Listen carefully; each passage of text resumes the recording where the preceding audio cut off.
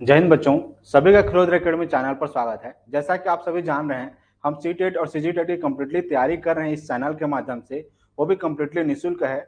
और आज का जो विषय है वो हिंदी एवं शिक्षा शास्त्र है। हिंदी के हमने पार्ट 1, पार्ट 2 इसके पहले हम लोगों ने देखा हुआ है। आपने अध्याय पहला देखा, अध्याय दूसरा देखा, आज हमारा अध्याय तीसरा है।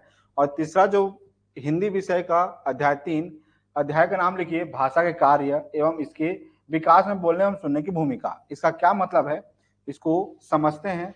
और साथ ही साथ आपको हमेशा से ही पता है कि मैं पहले थ्योरी पढ़ाता हूँ, थ्योरी के बाद इससे संबंधित जितने जो प्रश्न आते हैं, चाहे 2011 से लेकर के अब तक के जितने प्रश्न आए हुए हैं, चाहे सीटेट हो चाहे सीजीटेट हो, सारे क्वेश्चन को हम एक एक करके देखते हैं। ठीक है, तो पहले हम इस अध्याय को समझते हैं कि इस अध्याय का क्या मतलब है और हम इसमें आगे हम क्या देखेंगे। ठीक है, तो देखिए भाषा, इसके मतलब जो पहला वीडियो है, दूसरा वीडियो है, मैंने समझाया हुआ है कि भाषा क्या होता है, भाषा के प्रकार क्या होते हैं, भाषा को कौन प्रभावित करता है, इसको मैंने देखा हुआ है।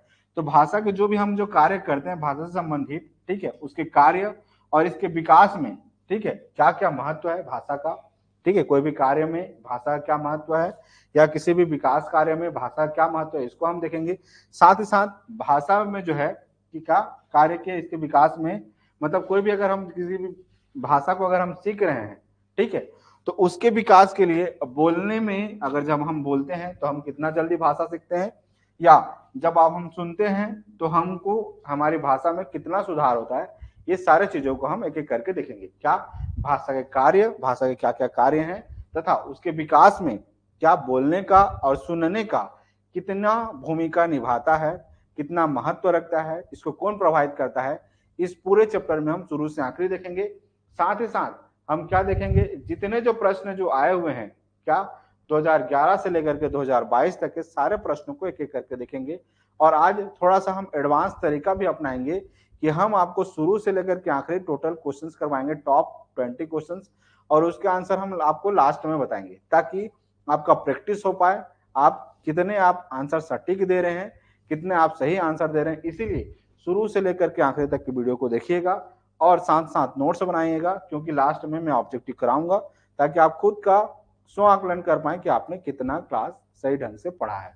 ठीक है, चलिए टॉपिक लिखिए भाषा। इसके पहले मैंने भाषा को बहुत बार समझाया हुआ है कि भाषा क्या होता है, भाषा का क्या महत्व है। ठीक है, इससे संबंधित हम लोगों ने बहुत बार देखा हुआ है। ठीक है, तो अब टॉपिक लिखिए भाषा। भाषा क्या होता है। ठीक है, सारे के सारे बच्चे, जितने जो बच्चे ऑनलाइन पढ़ रहे हैं, सभी को गुड इवनिंग, सभी को नमस्कार। ठीक है, अब मैंने इसके पहले वीडियो में क्या बताया हुआ है, भाषा क्या है, एक साधन है, एक माध्यम है, क्या अपने मन की बातों को, अपने मन के विचारों को सामने तक पहुंचाना और दूसरे की जो मन की बात है उसको समझना, ये क्या है, भाषा, एक माध्यम है। ठीक है, अब उसी को और दूसरे शब्दों में अगर कहें तो क्या होगा, उसको भी अगर समझना चाहेंगे तो समझ सकते हैं, अदरवाइज छोड़ भी सकते हैं। ठीक है, क्या भाषा क्या है, भावों को अभिव्यक्त मतलब प्रकट करना, सामने के सामने रखना। ठीक है, अभिव्यक्त करने का एक क्या है, माध्यम है या साधन है। ठीक है, मनुष्य पशुओं से इसलिए श्रेष्ठ है क्योंकि उसके पास अभिव्यक्त करने की क्या है, शक्ति है। हम जैसे मेरे मन की बात है, अगर मुझे कुछ भी अगर अच्छा लगा बुरा लगा, मैं अभिव्यक्त कर सकता हूँ, क्योंकि मेरे साउंड आप समझ सकते हैं। लेकिन जानवर मेरी बातों को, मेरी भावनाओं को कम समझेंगे अगर हम उसके साथ रह रहे हैं तो, लेकिन आप अभिव्यक्त कर सकते हैं, लेकिन जानवर कुछ कर पाते हैं, कुछ नहीं कर पाते हैं। ठीक है, चलिए अगला, इसके पास अभिव्यक्त के लिए एक ऐसी भाषा होती है जिसे लोग समझ सकते हैं। भाषा बौद्धिक क्षमताओं को भी अभिव्यक्त करती है। ठीक है, बौद्धिक क्षमताओं मतलब समझ रहे हैं, दिमाग से संबंधित। ठीक है, अगला, बहुत से लोग वाणी और भाषा दोनों का प्रयोग एक दूसरे के पर्यायवाची के रूप में करते हैं। ठीक है, क्या वाणी और भाषा दोनों का प्रयोग क्या करते हैं, एक दूसरे के पर्यायवाची करते हैं, बल्कि दोनों में अलग अलग है। इसको एक बार इंपॉर्टेंट पॉइंट लिख लीजिए ताकि आपको समझ में पाए कि क्या होगा इसका मतलब। ठीक है, तो दोनों को अपने कॉपी में अलग अलग लिखिए। पहला आपने क्या लिखा, भाषा। भाषा क्या होता है, माध्यम होता है क्या करने का, व्यक्त करने का, कि अपने मन के विचारों को सामने तक पहुंचाना और सामने के क्या कुछ भी बातों को समझना, ये क्या है, एक माध्यम। समझ में आ गया, जैसे मैं हिंदी बोल रहा हूँ, आप समझ रहे हैं, अगर मैं हिंदी अगर नहीं समझते आप लोग, तो मैं अपने मन के विचारों को अभिव्यक्त कर पाता क्या, नहीं। अब बहुत बार क्या होता है कि वाणी और भाषा को दोनों को क्या कहते हैं, पर्यायवाची मानते हैं, लेकिन दोनों में अंतर है। अब क्या अंतर है इसको समझिए। भाषा में क्या होता है? संप्रेषण। संप्रेषण मतलब कम्युनिकेशन, सामने तक पहुंचाना। संप्रेषण के वे सभी साधन आते हैं जिसमें विचारों और भावों को प्रतीक के माध्यम से, प्रतीक चिन्ह वगैरह के माध्यम से बना दिया जाता है, जिससे व्यक्ति अपने विचारों और भावों को दूसरे के समक्ष अर्थपूर्ण ढंग से अभिव्यक्त कर सकते हैं। किसके माध्यम से? प्रतीक चिन्ह। इसको मैं थोड़ा सा दूसरे कलर में अंडरलाइन कर दे रहा हूं। प्रतीकात्मक बना सकते हैं। किसको? विचारों और भावों को। क्या कहेंगे हम उसको? भाषा क्या है? संप्रेषण के वे सभी साधन। संप्रेषण मतलब कम्युनिकेशन, सामने वाले से बात करना, ठीक है। तो भाषा में संप्रेषण के सभी साधन आते हैं जिसमें विचारों और भावों को क्या करना? प्रतीकात्मक बना दिया जाता है, जिसमें व्यक्ति अपने विचारों और भावों को दूसरे के समक्ष अर्थ के साथ उसको क्या करना? अभिव्यक्त, प्रकट करना, प्रकट कर सके। ये हो गया आपका, क्या हो गया? भाषा, ठीक है। अब इसी को हम क्या देखेंगे? वाणी। तो क्या है? वाणी जो है भाषा का क्या है? एक स्वरूप है, छोटा सा भाग, ठीक है, जिसमें अर्थ को दूसरों के समक्ष अभिव्यक्त करने के लिए कुछ ध्वनियां या शब्द उच्चारित किए जाते हैं। उसको हम क्या कहेंगे? वाणी कहेंगे। समझ में आ गया? मतलब भाषा का छोटा सा भाग क्या है? वाणी है, जिसमें किसका प्रयोग करेंगे?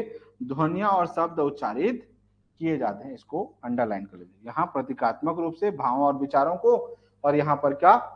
किसको? ध्वनियां और शब्द को। तो दोनों को स्क्रीनशॉट रख लीजिए और समझिए, ठीक है।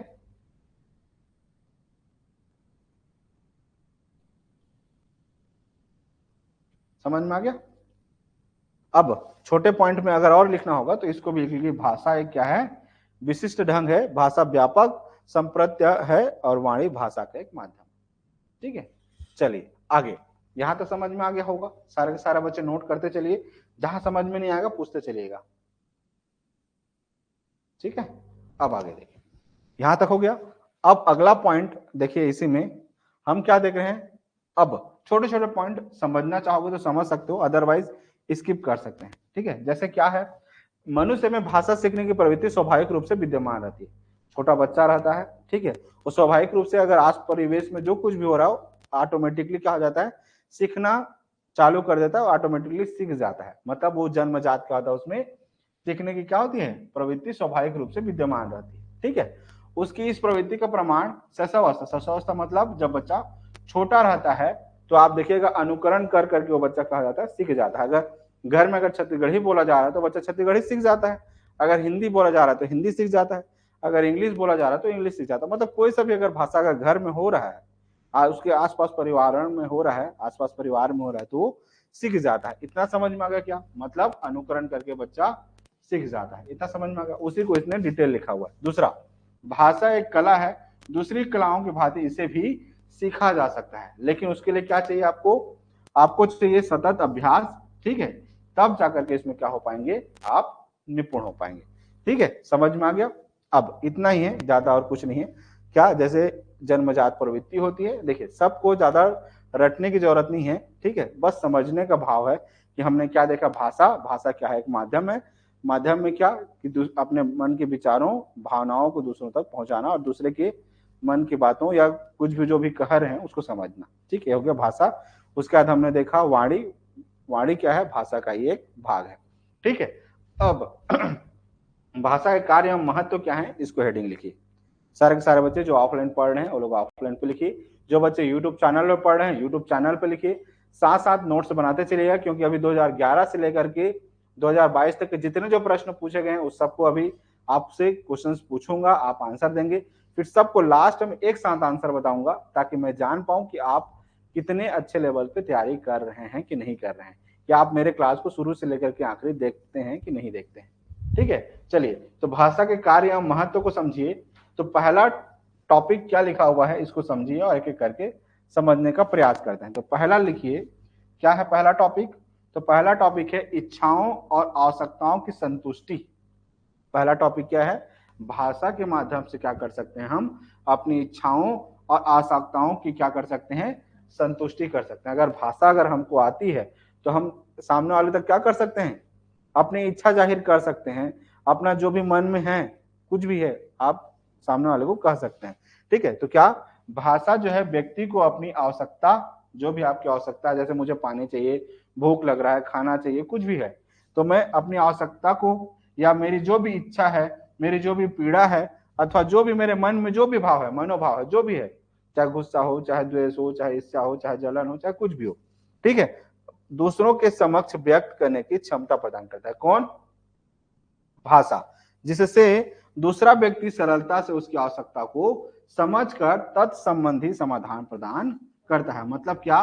भाषा क्या है? एक माध्यम है, ठीक है, इसके माध्यम से हम क्या करते हैं?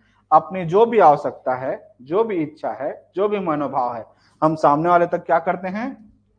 व्यक्त करते हैं। और जब सामने वाले तक व्यक्त करते हैं, अगर सामने वाला आपकी भाषा को समझ रहा है, ठीक है, जान रहा है, तो उसका वो क्या करेगा? समाधान करेगा। अगर सामने वाला जान ही नहीं रहा है तो समाधान कर पाएगा क्या? नहीं। अगर जैसे बाय द वे अगर आप छत्तीसगढ़ी बोल रहे हैं और सामने वाला ओडिया वाला है, ठीक है, उसको छत्तीसगढ़ी अगर नहीं जानता है तो क्या होगा? कुछ समझ ही नहीं पाएगा। या सामने वाला कुछ ऐसा लैंग्वेज जानता हो जिस लैंग्वेज को आप नहीं जानते होंगे तो क्या होगा? आप भी सामने वाले के मनोभाव को नहीं समझ पाएंगे। तो भाषा क्या है? एक माध्यम है। हम अपने मन के विचारों, भावों, ठीक है, आपकी जो भी इच्छाएं होती हैं, सामने वाले को क्या करते हैं? व्यक्त करते हैं। अगर सामने वाला अगर उस भाषा को जान रहा है तो समझ जाएगा और आपको क्या करेगा? समाधान करेगा। तो मतलब क्या? भाषा क्या है? इच्छाओं और आवश्यकताओं की संतुष्टि है। इंग्लिश मीडियम का लिखेंगे satisfaction of need and desire. Desire मतलब इच्छा, नीड मतलब आवश्यकता, ठीक है। अब अगला पॉइंट लिखिए, भाषा जो है कार्य के महत्व में विचार विनिमय के सरलतम एवं सर्वोत्कृष्ट समाधान के रूप में, ठीक है। अब इसका क्या मतलब होता है, इसको समझिए। इंग्लिश मीडियम वाले अगर इसको लिखेंगे तो क्या लिखेंगे? कन्वर्ट, क्या? Convenient source of exchange of thought. अपने विचारों को क्या करना? सामने वाले तक क्या करना? एक्सचेंज करना, पहुंचाना, ठीक है। तो बालक जन्म के कुछ ही दिनों पश्चात परिवार में रहकर भाषा सीखने लगता है। ये तो आप जान ही रहे हैं कि बच्चे क्या होते हैं? अनुकरण करते हैं, आसपास सुन करके, ठीक है, क्या करते हैं? अनुसरण करते हैं, ठीक है, अनुकरण करते हैं, ठीक। अब यह भाषा वह स्वाभाविक रूप से एवं अनुकरण द्वारा सीखता है। क्या करता है? अनुकरण द्वारा सीखता है। तो अभी थोड़ी देर पहले ही बताया, ठीक है। इससे सीखने के लिए किसी अध्यापक की आवश्यकता नहीं होती है। यह बालक के विचार विनिमय में सहायक सिद्ध होता है, ठीक है। मतलब बच्चे किससे सीखते हैं? अनुकरण से सीखते हैं। आपके परिवार में जैसा भाषा बोली जाएगी, बच्चा वैसा सीखेगा और उसी का फिर उपयोग क्या करेगा? अपने दैनिक जीवन में फिर इसका उपयोग करेगा, ठीक है। जैसा उसको समझ में आते जाएगा कि हाँ, इसको ऐसा बोलते हैं, इसको ऐसा बोलते हो, धीरे धीरे समझ में आ गया, ठीक। तो लिखिए विचार विनिमय के सरलता एवं सर्वोत्कृष्ट साधन के रूप में, ठीक है। अगला लिखिए सामाजिक संबंध के लिए भाषा उपयोगी है। अब क्यों है? For social relation.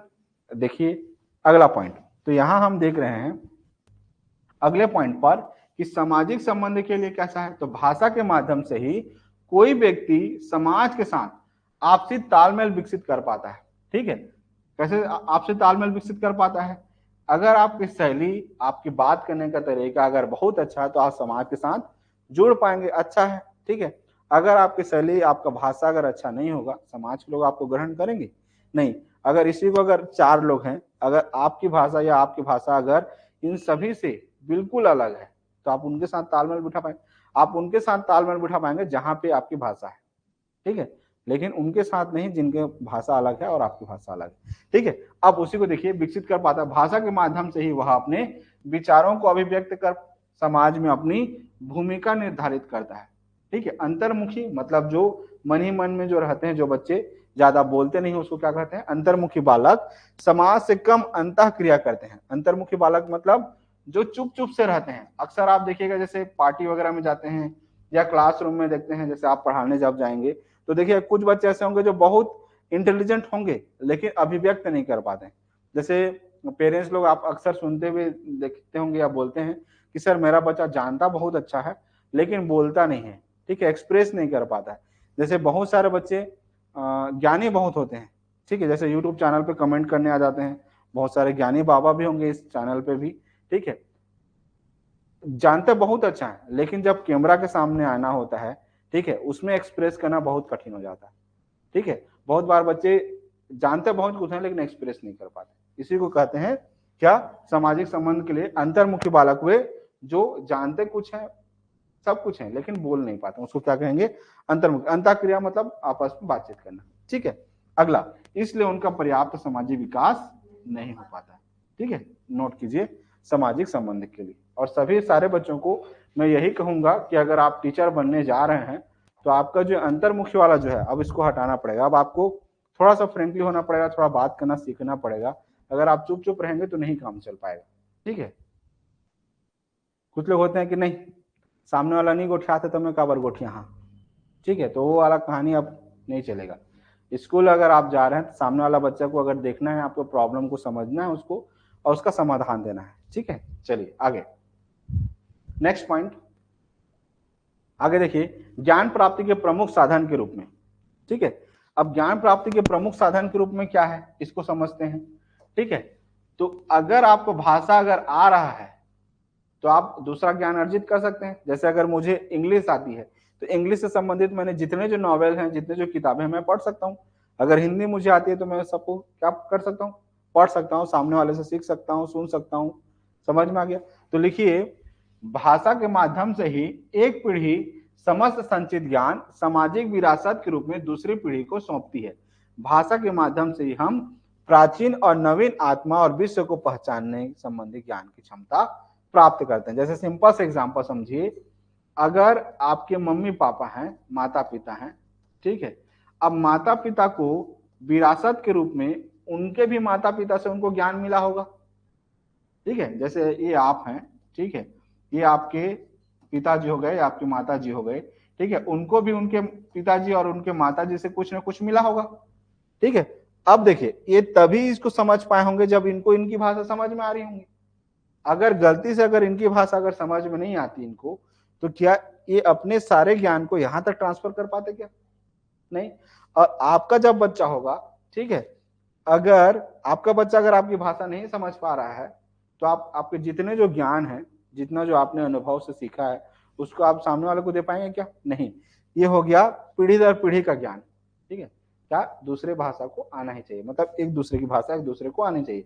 दूसरे साथ साथ अगर आपको, जैसे आप हिंदी है तो हिंदी से संबंधित जितने जो ग्रंथ हैं, ठीक है, उसको आप पढ़ सकते हैं। अगर आप हिंदी जाना, संस्कृत जाना तो संस्कृत से संबंधित जितने जो पुस्तकें हैं उसको आप पढ़ करके दूसरे की वक्तव्य को सुन करके आप सीख सकते हैं।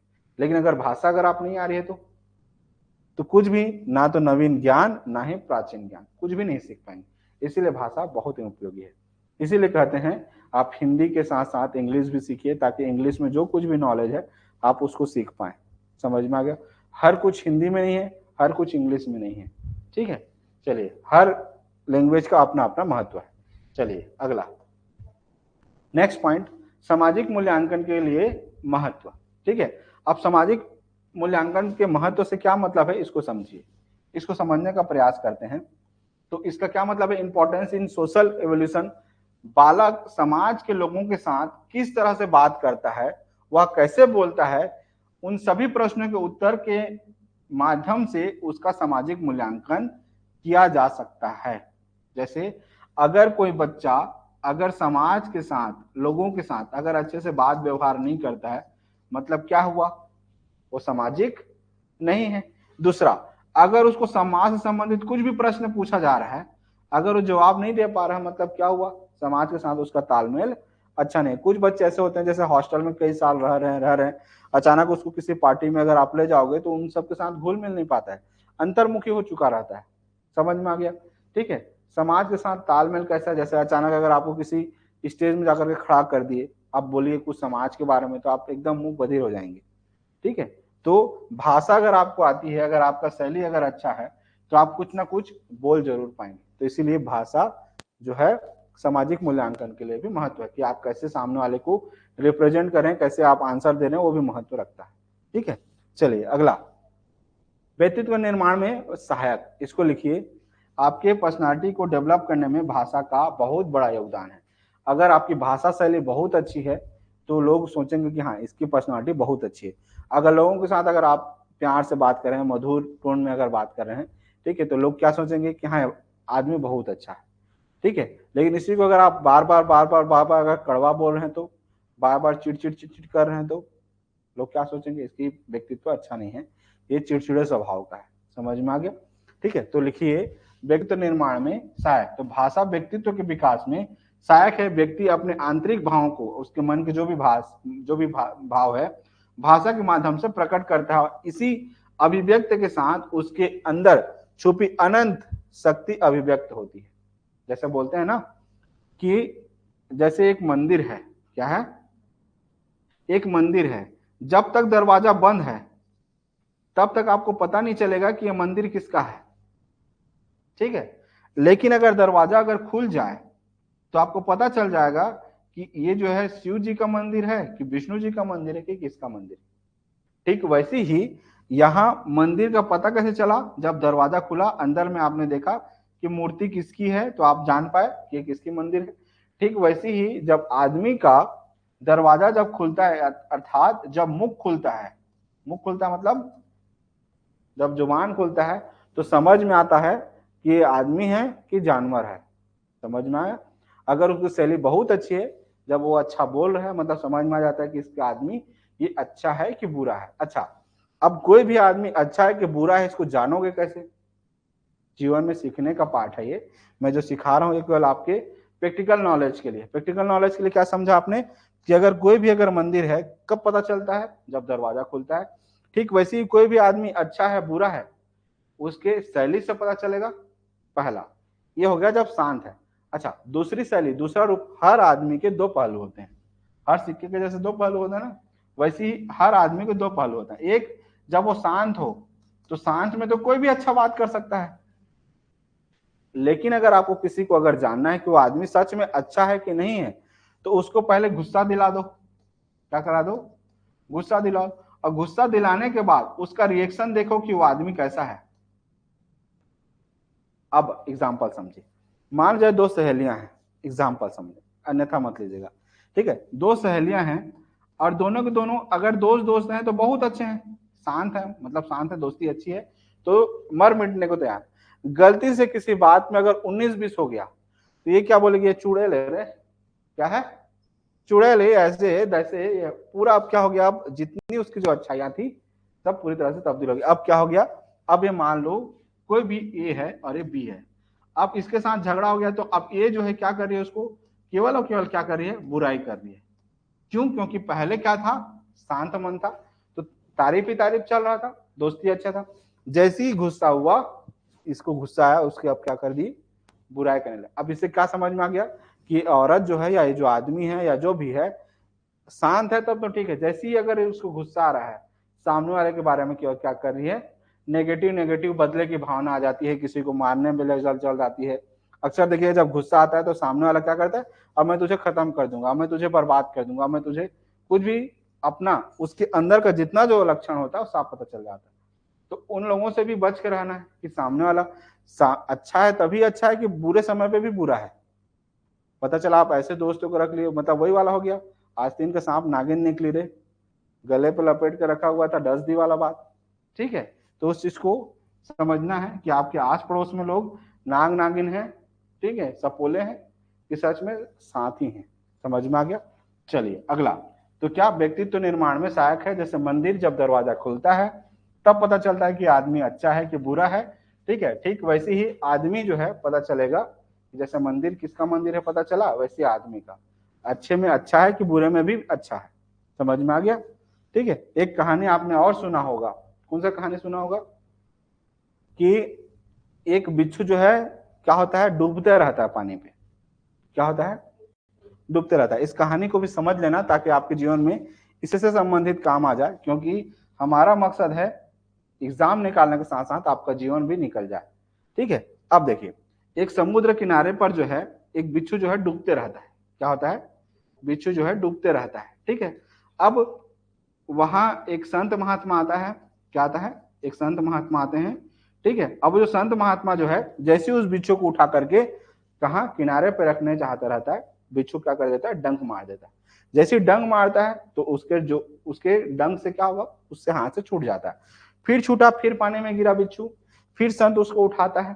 ठीक है, फिर उसको डंक मारता है, फिर उसके हाथ से बिच्छू छूट जाता है, फिर वो डूबता है। ठीक है, फिर उठाता है, ठीक है, फिर डंक मारता है, फिर छूट जाता है। ठीक है, तो दूर एक आदमी खड़ा हुआ देखते रहता है, बोलता है आकर के कि भाई साहब संत हो, अच्छी बात है, लेकिन जब वो डंग बार बार मार रहा है, फिर छूट रहा है, फिर डूब रहा है, क्यों इसको बचा रहे हो? जब बार बार वो डंग मार रहा है, बार बार विश्वासघात कर रहा है, बार बार आपको धोखा दे रहा है, मतलब ये बार बार आपको नुकसान पहुंचा रहा है, तो आप इसको बार बार क्यों बचा रहे हैं? ठीक है, तो वो संत क्या कहता है कि ये नेचर की बात है, अपनी अपनी प्रकृति की बात है, ठीक है, अपना अपना स्वभाव की बात है। बोलो कैसा? कि इसका स्वभाव है, इस बिच्छू का स्वभाव क्या है? डंक मारना, और मेरा स्वभाव है इसको जान बचाना। ठीक है, हर आदमी का अपना स्वभाव होता है, इसका काम है जहर फैलाना और मेरा काम है उस जहर का तोड़ निकालना। समझ में आ गया? दो तरह के लोग होते हैं, एक जो आपको डसते हैं, एक जो आपको बचाते हैं, दोनों का नेचर का बात है। ठीक है, तो आपके जीवन पे ऐसे लोगों को रखना है जो आपको बचाने का काम करता है, ऐसे सपोलों को नहीं पालना है। कहते हैं ना कि जानता तो सब कुछ था, लेकिन गलती मेरी ही थी कि मैंने ही नागफनी को अपने गले से लिपट के रखा हुआ था। जान रहा था कि ये चुभ रहा है, लेकिन जब चुभते रहता है तो कभी ना कभी अपने मुंह से निकाल करके इसको फेंक देना चाहिए। जस्ट लाइक आपने महाभारत देखा होगा, दुर्योधन के सारे कपट को जान रहे थे लोग, चाहे कौन नहीं जान रहा था उस महाभारत में, लेकिन कभी कभी मुंह के कारण हम उस चीज को कभी निकाल फेंक ही नहीं पाते हैं। लेकिन जब लगता है कि हाँ ये सपोला है, तो कभी कभी गर्दन भी मुड़केड़ देना चाहिए। समझ में आ गया? जब लग रहा है कि एक कांटा है, बार बार चुभ रहा है, सहते सहते सहते सह गए तो सह गए, नहीं होगा तो फिर खत्म करना पड़ेगा। चलिए आगे, नेक्स्ट पॉइंट। तो व्यक्तित्व के निर्माण में सहायक, ये आपके नेचर को हम समझाता है, आपकी प्रकृति कैसी है। आगे जब 48 लॉस आपको मैं सिखाऊंगा जीवन पे, ठीक है, तब वो आपकी अलग बात है। अभी हम इस पर आते हैं। तो अगला लिखिए, शैक्षिक उपलब्धि के लिए आवश्यक। अब शैक्षिक उपलब्धि से क्या मतलब है, इसको समझिए। अब अगर आपको अगर भाषा आ रही है, अभी जैसे आप भाषा आ रही है आपको, तो आप क्या सीख रहे हैं? आप सीटेट की तैयारी कर रहे हैं। अगर आपको भाषा अगर नहीं आती तो सीख पाते? कुछ भी शैक्षिक कार्य कर पाते? नहीं कर पाते। तो उसी को कह रहा है, कोई भी अगर भाषा अगर आती है तो आप इंपॉर्टेंस इन एजुकेशन अचीवमेंट, आप कुछ भी नया सीख सकते हैं, कुछ नया अचीवमेंट कर सकते हैं, नया डिग्री हासिल कर सकते हैं। जैसे मैंने बी किया हुआ है, अगर मुझे भाषा आती है तभी तो मैंने बी किया, अगर मुझे नहीं आती तो नहीं कर पाता। ठीक है, तो वैसे ही अगर आपको कोई भी अगर डिग्री लेना है, जैसे बीएड अगर आप ले रहे हैं या बीए ले रहे हैं, ठीक है, या बीएससी कर रहे हैं, तो भाषा का संबंध बौद्धिक क्षमता से है। यदि बालक अपने विचारों को भाषा के माध्यम से अभिव्यक्त करने में सक्षम नहीं होता है, तो उसका अर्थ है कि उसका शैक्षिक उपलब्धि पर्याप्त नहीं है। समझ में आ गया? अगर उसको सब कुछ आता है तब उसकी शैक्षिक उपलब्धि अच्छी है, नहीं आता है मतलब नहीं है। समझ में आ गया? अगला लिखिए, दूसरों के विचारों को प्रभावित करने के लिए, क्या दूसरे के विचारों को प्रभावित करने के लिए भी क्या है? भाषा सहायक है। और कैसे सहायक है इसको समझिए। ठीक है, तो लिखिए, दूसरों के विचारों को प्रभावित करने के लिए सहायक कौन? भाषा। अब किस तरीके से भाषा सहायक है इसको समझिए। जिन बच्चों की भाषा क्या, जिन बच्चों की भाषा क्या है? प्रिय है। जिन बच्चों की भाषा क्या है? प्रिय है, मधुर है, अच्छा लगता है, ओजस्वी है, वे ही अपने समूह, मतलब उनके जो दोस्त यार होते हैं, ठीक है, उनके समूह में, उनके परिवार में अथवा समाज के व्यक्तियों को प्रभावित करते हैं। समझ में आ गया? क्योंकि लोग उन्हीं को अधिक महत्व देते हैं जिनका भाषा व्यवहार प्रभावपूर्ण है। अगर आप गए हैं, जैसे कहते हैं ना कि भले ही किसी महफिल में भले 2 मिनट के लिए जाओ, लेकिन जब जाओ तो पूरे महफिल को पता चल जाए कि फलाना आदमी आया था। जैसे अगर सोचिए, अगर एक भीड़ है, एक मेला लगा हुआ है, अगर अमिताभ बच्चन जी अगर आएंगे तो उनकी जो पर्सनालिटी है, उनका जो व्यक्तित्व है, देखिएगा सबके सब जान जाएंगे कि हाँ फलाना आदमी आया था। एक संत महात्मा जब किसी बैठक में आता है तो सबके सब जान जाते हैं कि हाँ फलाना आदमी आया था। ठीक है, तो आपका व्यक्तित्व ऐसा होना चाहिए, आपकी बातें, आपकी शैली ऐसी होनी चाहिए कि सामने वाला आते ही एकदम एकदम विभोर हो जाए कि हाँ इसकी बातें इतनी मधुर है कि ये जो है ना दिल में उतर जाता है। लेकिन कुछ लोगों की बातें ऐसी होती हैं जो दिल से उतर जाते हैं। दिल में उतरना और दिल से उतरना दोनों में अंतर है। ठीक है, किसी के मन में उतर जाना कि हाँ एकदम अच्छा लग जाना, और कोई एकदम कर्कश लग जाना। देखिए, आप हर किसी से दोस्ती नहीं करते हैं, हर किसी से आपका मतलब अच्छे से बात नहीं करते हैं। जिसका आपका मन, उसके मन से अगर आपका विचार मिलता है तभी आपको अच्छा लगेगा। अगर सामने वाले के विचार, सामने वाले की बातें, व्यवहार अच्छा नहीं लगेगा, आप उससे दोस्ती बनाएंगे? किसी से नहीं। समझ में आ गया? चलिए अगला, साहित्य एवं कला संस्कृति सभ्यता के विकास करने में सहायक। चलिए मैं आपसे पूछता हूँ, ये किस तरीके से होगा? एक एक करके अपने पॉइंट लिखिए। साहित्य एवं कला, संस्कृति एवं सभ्यता के विकास करने में भाषा किस प्रकार महत्वपूर्ण भूमिका निभाती है, अपने अपने मत पे बताइए। जितने जो बच्चे यूट्यूब चैनल पे भी पढ़ रहे हैं, अपने आप में आंसर बताइए कि भाषा जो है आपके साहित्य में या कला में, संस्कृति में या सभ्यता के विकास में किस प्रकार सहायक है, उसको मुझे बताइए। कैसे निर्भर, बताइए कैसा होगा। तो देखिए, अगर आपको भाषा अगर आपको अच्छे से आती है, ठीक है, तो चाहे आप किसी भी प्रांत में हो, चाहे किसी देश की हो, ठीक है, हर किसी के लिए भाषा बहुत जरूरी है, क्योंकि भाषा के माध्यम से ही आप अपनी जो भी संस्कृति हैं, जो भी रीति रिवाज हैं, जो भी आपके साहित्य हैं, जो भी आपकी कलाएं हैं, उसको क्या कर सकते हैं, भाषा जीवित रखती है, दूसरे तक पहुंचाने का काम करती है। अगर भाषा नहीं होती तो मेरी जो भी संस्कृति है, जो भी हमारे यहाँ पूजा पाठ, धर्म, कर्मकांड जो भी होता है, मैं सामने तक कैसे पहुंचाऊंगा। जब भाषा आते रहेगा तब तो, अगर कोंदा बहरा रहूंगा तो कुछ नहीं बता पाऊंगा। ठीक है, तो आगे, भाषा के द्वारा ही हम अपने समाज के आचार व्यवहार तथा अपनी विशिष्ट जीवन शैली से अवगत होते हैं, तथा भाषा के द्वारा ही हम नवीन आविष्कारों के आधार पर नवीन सृष्टि का सृजन करते हैं और अपनी भाषा को उन्नत बनाते हैं। समझ में आ गया। चलिए अगला, ये हो गया 9 पॉइंट। एक बार फिर से मैं हल्का हल्का रिवीजन कर दे रहा हूं, ठीक है, ताकि अगर जिसको भी अगर कोई पॉइंट अगर छूट गया होगा, ठीक है, जो समझ में नहीं आया होगा वो भी समझ में आ जाए। ठीक है, तो मैंने इस चैप्टर पे अभी क्या बताया कि भाषा क्या होती है, तो भाषा विचारों का आदान प्रदान का माध्यम है, वाणी उसी का भाग है। उसके बाद मैंने बताया कि इच्छाओं और आवश्यकताओं को पूर्ति करने के लिए भाषा सहायक है, क्योंकि अपनी इच्छा के माध्यम से क्या करते हैं आप, अगर आपको भाषा आती है तभी तो आप अपनी इच्छा और अपनी जो भी मन की भावना है उसको सामने तक व्यक्त कर पाएंगे। दूसरा, विचार विनिमय, बच्चे जो है ना क्या करते हैं, अनुकरण कर करके सीखते हैं और अपने जो भी विचार है सामने वाले को बताते हैं। सामाजिक संबंध के लिए, समाज में रह रहे हैं तो समाज में अगर आपको भाषा अगर आती है तो सामने तक आप पहुंचा पाएंगे। ठीक है, ज्ञान प्राप्ति के लिए, अगर कोई भी भाषा है तो नया ज्ञान अगर अर्जन करना है, जैसे आप मुझसे कुछ एक दो चीजें सीख रहे हैं, किसके माध्यम से, भाषा के माध्यम से। ठीक है, अगला, सामाजिक मूल्यांकन के माध्यम से, कैसा, अगर आप अच्छी बातें बोलते हैं, अगर आपका शैली अगर अच्छा है तो समाज में आपका अच्छा है, अगर सामने वाले का अगर गलत सलत अगर जवाब दे रहे हैं तो क्या होगा, आपका अच्छा व्यक्तित्व नहीं है समाज के माध्यम से। ठीक है, अगला, व्यक्तित्व निर्माण में सहायक, मैंने बताया अभी थोड़ी देर पहले कि अगर एक मंदिर है, जब तक दरवाजा नहीं खुला है तो पता नहीं चलता है कि अंदर काले का मंदिर है कि शिव का मंदिर है। ठीक वैसे ही जब आपका जीवा जब खुलता है तब पता चलता है कि आदमी राक्षस है कि दानव है कि आदमी है कि देवता है। समझ में आ गया। अच्छा, दूसरा, हर सिक्के के दो पहलू होते हैं, थोड़ी देर पहले बताया। अगर आदमी शांत है तो बहुत अच्छा आदमी है, हाँ, इससे बड़ा संत पुरुष कुछ नहीं। लेकिन अगर उसी को अगर आपसे जलन हो गया, गुस्सा हो गया, ठीक है, इसीलिए कहते हैं कभी भी अपने सीक्रेट, जो भी आपके रहस्य हैं, जो भी गुप्त बातें हैं, अपने घर की बातें हैं, कभी भी अपने दोस्तों को नहीं बताना चाहिए, ना अपने परिवार वालों को नहीं बताना चाहिए। बोलो क्यों। अभी तो दोस्ती यार में सब कुछ आपने बता दिया, ठीक है, हाँ हाँ रे बहनी, हाँ रे बहनी, गलती चला गया, लड़ाई हो गया, इस मोहल्ले से पूरे गांव में फैलने में टाइम नहीं लगेगा। समझ में आ गया। इसीलिए जब तक बात बन रही है तब तक अच्छी बात है। खुद सोचिए, जब आप अपने सीक्रेट, अपने रहस्य को अपने पेट में नहीं पचा पा रहे हैं, सामने वाले से आप कैसे विश्वास कर सकते हैं कि आपके सारे रहस्य को सामने वाला अपने पेट में पचा लेगा, पचा पाएगा नहीं। तो जब तक आप अपने रहस्य को नहीं पचा सकते हैं तो आप दूसरे से कभी भी उम्मीद मत कीजिएगा कि सामने वाला इसको कभी नहीं बताएगा। गलती से जिस दिन आपके नफ्स को अगर वो पकड़ लिया ना, हर आदमी का एक नफ्स होता है, एक कमजोर पॉइंट होता है, अगर उस नफ्स को पकड़ लिए तो पकड़ लिए, अगर उस सब चीज को नहीं पकड़ पाए तो आप उसको कंट्रोल नहीं कर सकते। समझ में आ गया। हर एक जानवर, हर एक आदमी को कंट्रोल करने का एक पॉइंट होता है। जैसे आपको सरकार कैसे कंट्रोल करती है, उसको पता है कि आपका नफ्स क्या है। हर एक मालिक अपने नौकर का पता है कि इसका नफ्स क्या है। ठीक है, हर एक सपेरे को पता होता है कि उस सांप का कमजोर पॉइंट क्या है। समझ में आ गया। हर एक शिकारी को पता है कि उसका शिकार का कमजोर पॉइंट क्या है, उसको पता होता है। समझ में आ गया।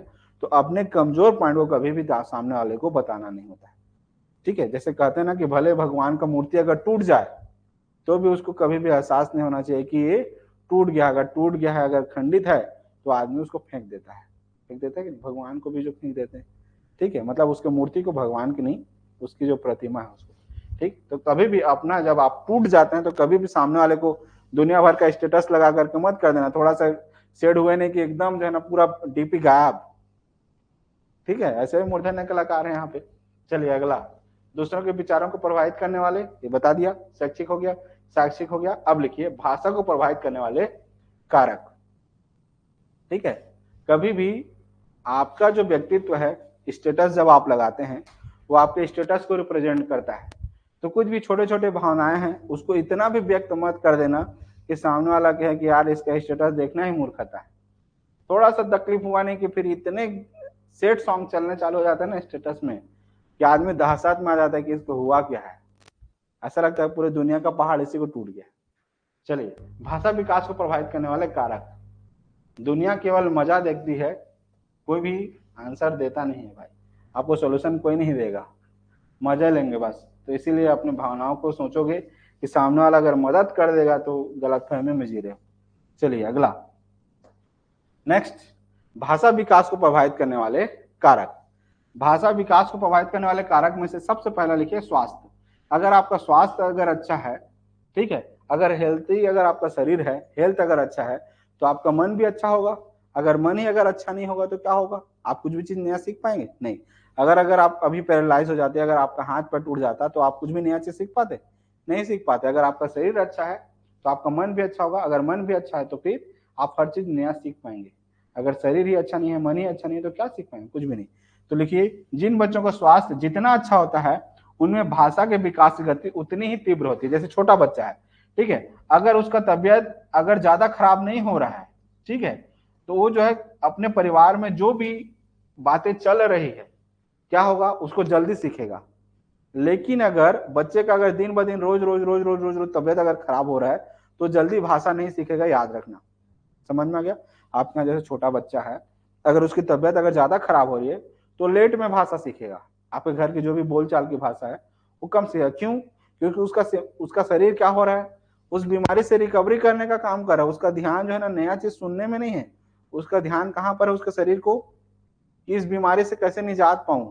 समझ में आ गया? उसका ध्यान कहाँ पर है, उस बीमारी पर है, उसके स्वास्थ्य पर है, ना कि आसपास के वातावरण पर।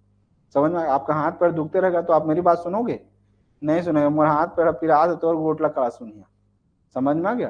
तो जब शरीर तबियत खराब है तो आदमी किसी की बात सुनता ही नहीं। आप भी सुनते हैं? नहीं सुनेंगे। ठीक है, अगला लिखिए बुद्धि, इंटेलिजेंस। हालात के अनुसार जिन बच्चों का बौद्धिक उच्च स्तर होता है उनका भाषाई क्या होगा, विकास अपेक्षाकृत निम्न बौद्धिक क्षमता वालों से अच्छा ही होगा। स्वाभाविक सी बात है, जिनका दिमाग अच्छा होगा तो दिमाग अगर क्या है, जैसे देखिए मैं अभी इतना चीज पढ़ाया, चारों में से या जितने जो बच्चे यहाँ बैठे हुए हैं उसमें क्या होगा, सबका अलग अलग बौद्धिक क्षमता होगा, सब अलग अलग आंसर आप लोग देंगे। इसी डेफिनेशन को पूछूंगा, क्यों? क्योंकि सबकी बौद्धिक क्षमता क्या है, अलग अलग है। जब सबकी बौद्धिक क्षमता अलग अलग है तो सब जो ज्ञान जो अर्जन कर रहे हैं सबका अलग अलग होगा। ठीक है, अक्सर आप देखिएगा जब आप पढ़ाने जाएंगे तो 30 बच्चे अगर आपके क्लास में बैठ रहे हैं या 40 अगर क्लास में बच्चे बैठ रहे हैं, क्या सब के सब टॉपर हो जाएंगे? वो डिपेंड करता है कि उनका बौद्धिक क्षमता कितना है, वो कितना आपकी बातों को अनुकरण कर रहे हैं, कितना सीख रहे हैं, कितना अपने दिमाग में ले रहे हैं। पता चला वो यहाँ बैठे हुए हैं लेकिन उनका दिमाग कहीं और घूम रहा है। ठीक है, यहाँ तो है लेकिन उनका शरीर तो यहाँ है लेकिन मन कहीं और है। ठीक है, चलिए अगला, बुद्धि मतलब जिसका बौद्धिक क्षमता अगर अच्छा होगा उनकी शब्द शैली या जो भाषा वो जल्दी सीखेंगे। अगला लिखिए सामाजिक आर्थिक स्थिति। सामाजिक आर्थिक स्थिति का क्या मतलब है समझिए। इसका मतलब है अगर समाज, ठीक है पहले समझिए, सामाजिक मतलब आपका परिवेश अगर अच्छा है तो आप जल्दी अच्छा भाषा सीखेंगे। अगर आपकी भाषा मतलब आपके परिवार का, थोड़ा और आसान समझते हैं, ठीक है, थोड़ा आसान तरीके से करते हैं। जैसे मान लीजिए आप हैं और आपका पूरा परिवार है, अगर आपके पूरे परिवार वाले अगर अच्छी अगर भाषा बोलते हैं तो आप क्या होगा, अच्छा से सीखेंगे। अगर आपके परिवार वाले ही अगर अच्छी भाषा अगर नहीं बोलते होंगे, अगर शुद्ध हिंदी नहीं बोलते होंगे, अगर शुद्ध इंग्लिश नहीं बोलते होंगे, आप इंग्लिश सीख पाएंगे? नहीं सीख पाएंगे। जैसा परिवार होगा वैसे ही आप सीखेंगे, जैसा देश वैसा भेष, जैसा घर वैसा द्वार, जैसे आपके आस पड़ोस से रहेंगे वैसे आप सीखेंगे। ठीक है, अब ये हो गया परिवार की बात। दूसरा आर्थिक स्थिति, अब घर अच्छा नहीं है, अब आपको स्पोकन इंग्लिश सीखना है, मान लो एग्जाम्पल की बात।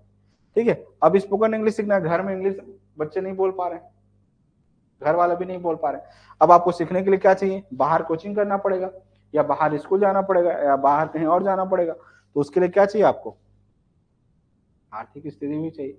जैसे यहाँ पे भी देखिए कोचिंग ऑफलाइन पे आपने देखा होगा कि बहुत सारे बच्चे पढ़ना चाहते हैं ऑफलाइन पर, लेकिन आर्थिक स्थिति ठीक ना होने के कारण नहीं पहुंच पाते हैं। आप लोगों ने भी देखा है, बहुत बार फेस किया होगा कि सर मेरी आर्थिक स्थिति उतनी नहीं है, मैं पढ़ना तो चाहता हूँ या पढ़ने तो चाहती हूँ, लेकिन मेरी आर्थिक स्थिति उतनी ठीक नहीं है, इसलिए मैं आपका ऑफलाइन क्लास अटेंड नहीं कर पा रहा। ठीक है, तो ये है कोई भी चीज नया सीखने के लिए या कोई भी भाषा सीखने के लिए परिवार और आर्थिक स्थिति भी बहुत जरूरी है, ये तो कॉमन बात है। चलिए अगला लिखिए, लिंगीय भिन्नता। तो लिंगीय भिन्नता का मतलब क्या होता है? ठीक है, तो लिखिए बालिकाएं जो है बालकों की अपेक्षा अधिक शुद्ध उच्चारण करती हैं। ठीक है, ये अच्छी बात है, लेकिन हर बार ऐसा हो जरूरी नहीं है, लेकिन लगभग टाइम पे लड़कियां ज्यादा अच्छा शुद्ध उच्चारण करती हैं किसकी तुलना में? लड़कों की तुलना में। तो लिख लीजिए, लड़कियां ज्यादा अच्छे से शुद्ध उच्चारण करती हैं इसकी तुलना में, लड़कों की तुलना में। समझ में आ गया? अगला लिखिए, परिवार का आकार। ठीक है, तो परिवार का आकार जैसे है मान लो, ठीक है, तो इस पे भी डिपेंड करता है घर घर परिवार परिवार का। ठीक है, उस जगह पर छोटा परिवार है मान लो, ठीक है, तो छोटा परिवार है तो क्या होंगे, माता पिता उसको ज्यादा समय दे पाएंगे अगर देते होंगे। ये सारा के लिए टाइम पर करना। ठीक है, परिवार का आकार, और इसमें लिख लो एक चीज, समय। क्या तय कर लो? समय। अब इसका क्या मतलब है? कोई भी बच्चा किसी भी भाषा को कितना जल्दी सीखता है ये डिपेंड करता है कि उसके परिवार वाले उसको कितना समय दे रहे हैं। समझ में आ गया? जैसे समझिए, एक माता पिता है और एक बच्चा है, ठीक है, छोटा बच्चा है। अगर उनके साथ अगर दिन भर रह रहा है तो माता पिता जो कुछ भी बात कर रहे हैं या इसके साथ जो भी बात कर रहे हैं वो बच्चा जल्दी सीखेगा। लेकिन अगर गलती से अगर माता पिता दोनों इधर जॉब वाले हैं, ये इधर जॉब वाले हैं, और बच्चा क्या हो गया? अकेला हो गया। ठीक है, अब मेरे यहाँ ऐसे बहुत सारे पेरेंट्स हैं, ठीक है, जो मम्मी और पापा दोनों जॉब करते हैं और बच्चा अकेला हो जाता है।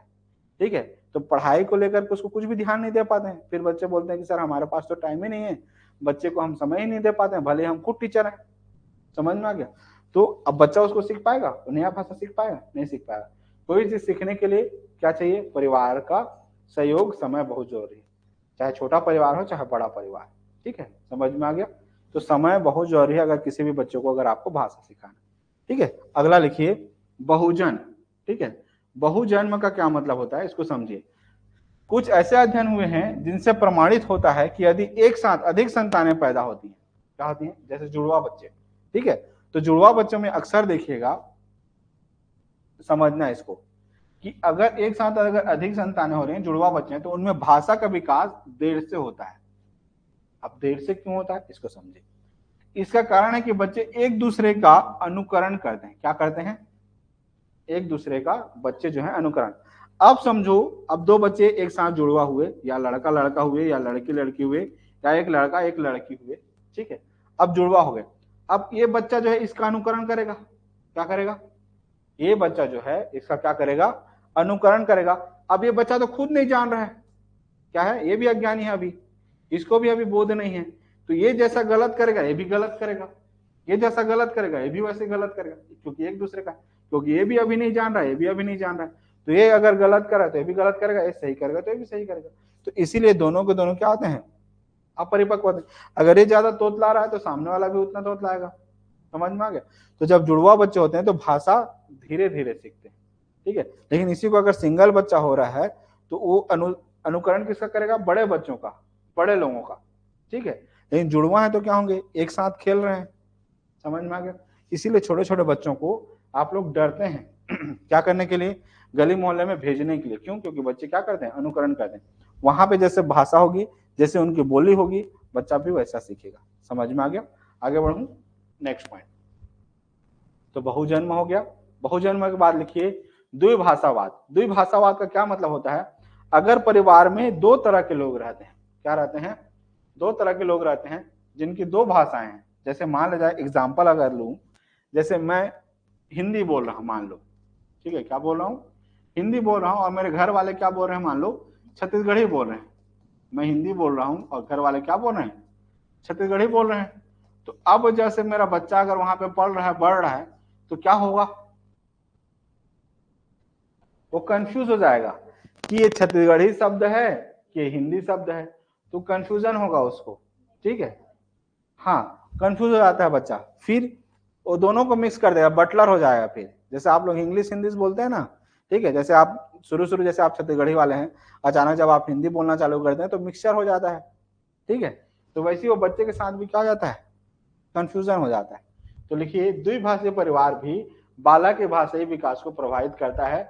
उदाहरण के लिए यदि पिता हिंदी बोलते वाला हो और माँ शुद्ध अंग्रेजी बोलने वाली हो, तो ऐसे में बच्चों का भाषा विकास प्रभावित होता है, क्योंकि वे भ्रमित हो जाते हैं कि कौन सा भाषा सीखें। समझ में, भ्रमित हो जाते हैं, सिंपल सा बात। अगला लिखिए, परिपक्वता, मेच्योरिटी। परिपक्वता का तात्पर्य है भाषा एवं स्वरों का नियंत्रण होना, बोलने में जिह्वा, ठीक है, बच्चा कितना बोल पा रहा है, उसका जिह्वा ठीक है कि नहीं है। कभी कभी किसी का जिभ फट जा रहा था या कट जा रहा था तो तोतलाते हैं, या स्वर अच्छे से नहीं आ पाता, बोल अच्छे से नहीं आ पाते हैं, ठीक है। अगर गला में अगर कुछ प्रॉब्लम है, ठीक है, तालू में कुछ प्रॉब्लम है, या होंठ अगर कुछ कट वगैरह जाता है, या दांत अगर टूट जा रहा है, आपके शब्द शैली बाहर आएंगे, अच्छे से नहीं आ पाएंगे, ठीक है। तो इसीलिए अगर सब कुछ ठीक है तो सही ठीक है, अगर सामने के अगर दांतों सारे दांत अगर टूट जाए तो उतना अच्छे से आप प्रोनाउंसिएशन नहीं कर पाएंगे, अच्छे से बोल पाएंगे, नहीं बोल पाएंगे। इसी वगैरह जिप कट जाए तो नहीं, तो वैसे ही क्या होगा, होंठ अगर कट जाए तो, समझ में आ गया। चलिए अगला, तो सभी अंगों में जब परिपक्वता होती है तब भाषा पर नियंत्रण होता है, अभिव्यक्त स्पष्ट एवं प्रभावी होता है। समझ में आ गया, ठीक है। अगर सारे अंग अगर परिपक्व हैं, सभी अगर अच्छे से हैं तो अच्छा होगा, अगर सब के सब अगर नहीं है तो कुछ नहीं होगा। समझ में आ गया। चलिए अगला लिखिए, नेक्स्ट पॉइंट, फटाफट, थोड़ा सा ही बचा है, उसके बाद कंप्लीट है। नेक्स्ट, संवेगात्मक तनाव, इमोशनल स्ट्रेस, ठीक है। जिन बच्चों को मानसिक रूप से ज्यादा प्रताड़ना मिलती है, ज्यादा टेंशन होता है, तो तोतलाने लगते हैं।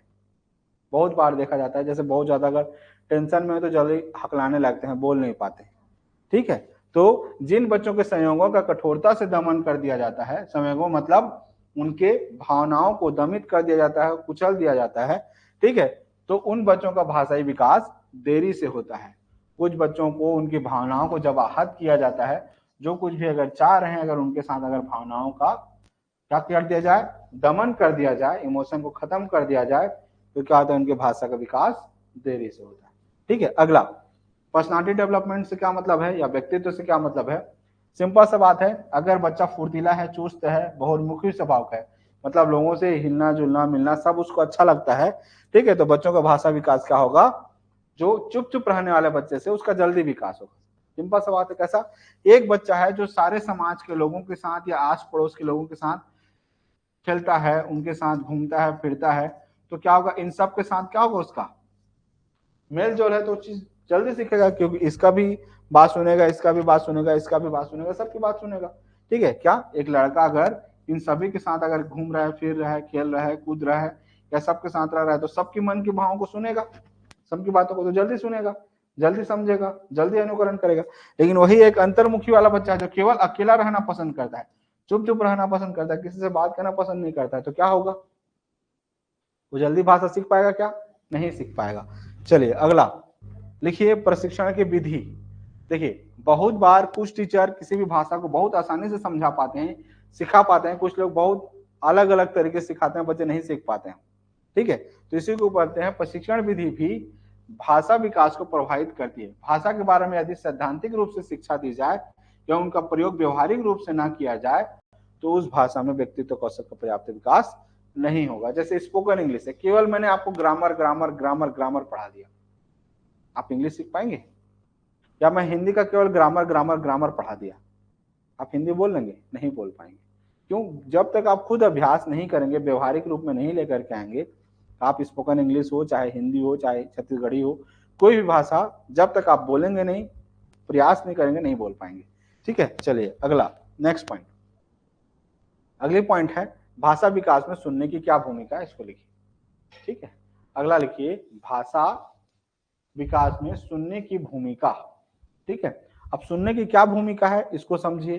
तो भाषा विकास में सुनने की भूमिका, अगर सुनना अगर सही हो रहा है तो बच्चा क्या होगा, जल्दी भाषा सीखेगा। अगर सुनने में अगर बाधा आ रही है, ठीक है, तो भाषा अच्छे से नहीं सीख पाएगा। जैसे लिखिए, श्रवण कौशल। श्रवण कौशल का मतलब होता है सुनने की क्षमता, लिसनिंग स्किल कैसी है उसकी, इस पर डिपेंड करता है कि उसका भाषा का विकास होगा कि नहीं होगा। तो बच्चों में भाषाई कौशल के विकास क्रम में सर्वप्रथम क्या, श्रवण कौशल, श्रवण मतलब लिसनिंग स्किल का विकास होता है, क्योंकि जब बच्चा छोटा होता है तो बोल तो पाएगा नहीं, क्या करेगा, केवल सुनेगा। क्या करेगा, सुनेगा। अब सुनने में अगर निपुण नहीं हुआ तो क्या होगा, उसका भाषा उतना जल्दी नहीं आएगा। जैसे अगर कोई बच्चा अगर बहरा है, ठीक है, तो क्या होगा, अगर सुन नहीं पा रहा है तो अच्छे से बोल भी नहीं पाएगा। अगर एग्जाम्पल देखना होगा तो एक दो बच्चे जहां पर क्या स्पीच वगैरह जो सिखाते हैं वहां जाकर के देखिएगा, जो बच्चे थोड़े से बहरे होते हैं वो लोग जल्दी नहीं बोल पाते हैं। ठीक है, अब आगे देखिए, श्रवण का अर्थ है सुनना एवं कौशल का अर्थ होता है निपुणता होना। ठीक है, श्रवण का मतलब क्या होता है, सुनना, और कौशल का मतलब क्या होता है, क्षमता विकसित करना, निपुण होना। ठीक है, इस प्रकार श्रवण कौशल से अभिप्राय है विद्यार्थियों में दूसरे के विचारों को भली भांति से सुनकर उनका अर्थ ग्रहण करने की क्षमता को क्या करना, विकसित करना। अगर श्रवण कौशल अगर अन्य भाषाई कौशल के विकास पर आधार है, यदि सुनना मतलब भाषा के विकास में क्या है, पहला चरण है। अगर सुनने की क्षमता अगर कमजोर है तो भाषा सीखने में भी कमजोर हुआ। तो सिंपल शब्दों में लिख लो, अगर श्रवण कौशल अगर कमजोर है तो भाषा का विकास भी क्या होगा, धीमा हो जाएगा, कमजोर हो जाएगा। समझ में आ गया। अगला लिखिए, शुद्ध उच्चारण करने में क्या, अगर श्रवण कौशल अगर कुछ प्रभावित है तब क्या होगा। ठीक है, तो देखिए, सुनना एक स्वाभाविक प्रक्रिया है जिसके माध्यम से बच्चों में शुद्ध उच्चारण करने के कौशल का विकास होता है। मतलब बच्चा जैसा सुनेगा वैसे ही तो बोलेगा, पता चला कुछ भी कुछ सुन रहा है तो कुछ भी कुछ बोलेगा। ठीक है, अगला, इसके माध्यम से बच्चा बोलने में आने वाले उच्चारण संबंधी अशुद्धियों को दूर करने में सफल हो पाता है, जिसके परिणाम स्वरूप उसके भाषा संबंधी कौशल में सुधार होता है। जैसे मान लीजिए, समझिए, अगर मैं ये जो जिसके पढ़ रहा हूं, क्या पढ़ रहा हूं, जिसके पढ़ रहा हूं, अगर इसी को अगर मैं अगर गलत बोलूं तो बच्चा गलत सुनेगा। अगर इसी को अगर मैं हाथी बोल दूं, जिसको को मैं क्या बोल दिया, हाथी बोल दिया, तो बच्चा क्या सुनेगा, ये जिसको को हाथी बोलते हैं, तो अगला बच्चा भी क्या बोलेगा, हाथी बोलेगा। मैं ये बच्चा बच्चा को अगर मैं क्या बोल दिया, बच्ची बच्ची बोल दिया, तो क्या होगा, सामने वाला भी क्या बोलेगा, बच्ची, क्योंकि सुन क्या रहा है, बच्ची, जबकि लिखा क्या है, बच्चा। तो ये भी है कि अगर उच्चारण सामने वाले का अगर शुद्ध नहीं है तो सामने वाला भी गलत सीखेगा। समझ में आ गया। अगर इंग्लिश अगर मैं कुछ भी बोल रहा हूं, अगर मैं गलत सलत अगर इंग्लिश बोल रहा हूं तो आप भी गलत सलत इंग्लिश सीखेंगे। अगर मैं सही अगर हिंदी बोल रहा हूं तो आप सही हिंदी सीखेंगे। अगर सही अगर आप छत्तीसगढ़ी बोल रहे हैं तो सामने वाला भी सही सही सीखेगा। अगर आपका जैसा शैली होगा, आपका जैसा बोल होगा, जैसा आपका उच्चारण होगा, सामने वाला भी वैसे ही सीखेगा। चलिए अगला लिखिए, शब्द भंडार में वृद्धि। अब शब्द भंडार में वृद्धि कैसे होता है, मतलब ज्यादा शब्द कैसे आएंगे।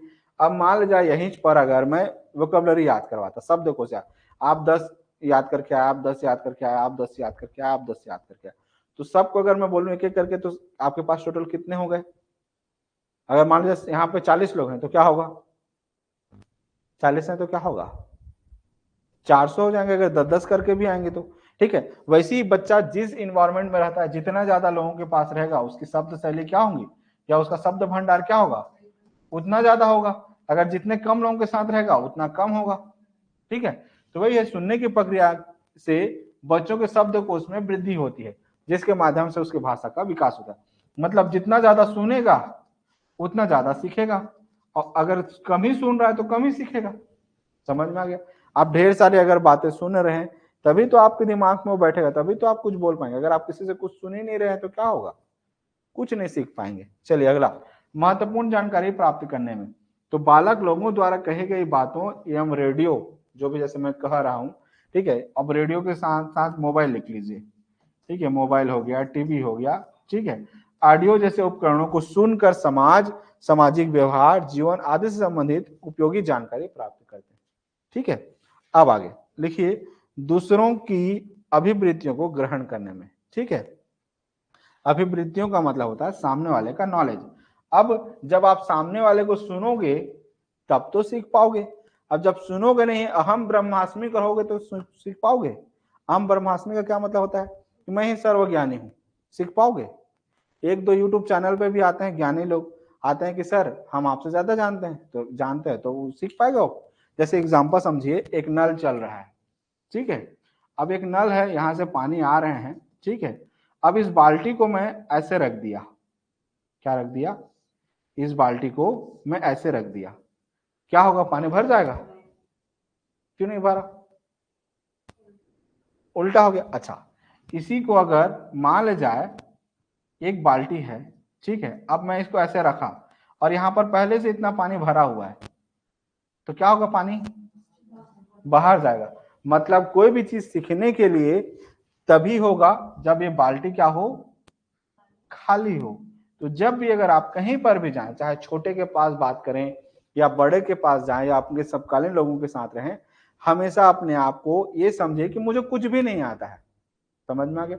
आप कोई भी चीज तभी सीखेंगे जब आप क्या सोचें कि अभी मुझे कुछ भी नहीं आता है, तभी आप दूसरों की बातों को सीख पाएंगे। अगर सोचेंगे कि मुझे सब कुछ आता है, तो सामने वालों की बात को फिर काटना चालू करेंगे आप। समझ में आ गया? क्या होगा, सबका बात काटना चालू करेंगे। कि सुनने से पहले याद रखिएगा, साइंस के स्टूडेंट में एक सबसे खास बात होती है, पहले वो सुनता है, समझता है, ठीक है, उसके बाद फिर उसका रिप्लाई करता है। लेकिन कुछ लोगों में आप अक्सर देखे होंगे, सुनेगा कम बोलेगा ज्यादा। सुन तो लो पहले सामने वाला कह क्या रहा है, सुने नहीं, अपने में ही आर्गुमेंट किए जा रहे हैं किए जा रहे हैं कि सामने वाला क्या कह रहा है, सुन तो लो पहले क्या कह रहा है, वो हाथी बोल रहा है कि घोड़ा बोल रहा है। सामने वाला सुनता नहीं, बस बड़बड़ बड़बड़ बड़बड़ चालू हो जाता है। देखते हैं अपने परिवार में, नहीं देखते हैं? देखेंगे आप लोग, आस पड़ोस जगह आप अक्सर देखिएगा। तो जो ज्यादा ज्ञानी अपने आप को समझता है, उसके पास कुछ भी ज्ञान नहीं होगा, ठीक है। ज्यादा ही अपने आप को ज्ञानी समझेगा तो कुछ सामने वाले की बात सुनेगा नहीं, सुनेगा यहाँ से सुनेगा, यहीं से सीधा ऊपर बाहर, अंदर जाने ही नहीं देगा। क्यों? क्योंकि सोचेगा मैं ही सब कुछ जानता हूँ, ठीक है। लेकिन अगर सोचे कि मुझे कुछ भी नहीं आता है, मुझे अभी सीखना है, तो पत्ता पत्ता फूल फलती सबसे सीख जाएगा। समझ में आ गया? सीखना चाहता है तो कहते हैं ना कि अगर इच्छा है, जहां चाह है वहां रहा है। जहां अगर सीखना नहीं चाहता है तो आदमी कुछ नहीं सीख सकता है। समझ में आ गया? तो हमेशा अपने आप को, अपने दिमाग को खाली रखा कीजिए कि हाँ मुझे आता है। बहुत बार क्या होता है, हाँ सर ये सब तो मुझे आता है, बढ़ गए, आता जरूर, लेकिन मैं जो बीच में जो कहानी जो सुना है, सीख पाओगे? नहीं सीख पाओगे, ठीक है। इतना जो 135 किताबों को पढ़ने के बाद जो इतने सारे मोटिवेशनल किताबें पढ़ी है मैंने, उस सब का ज्ञान, उस सब का निचोड़ अगर मैं दे रहा हूं, तो उस 135 किताब को पढ़ने में आपको कितना दिन लग जाएगा, सोच लो, ठीक है।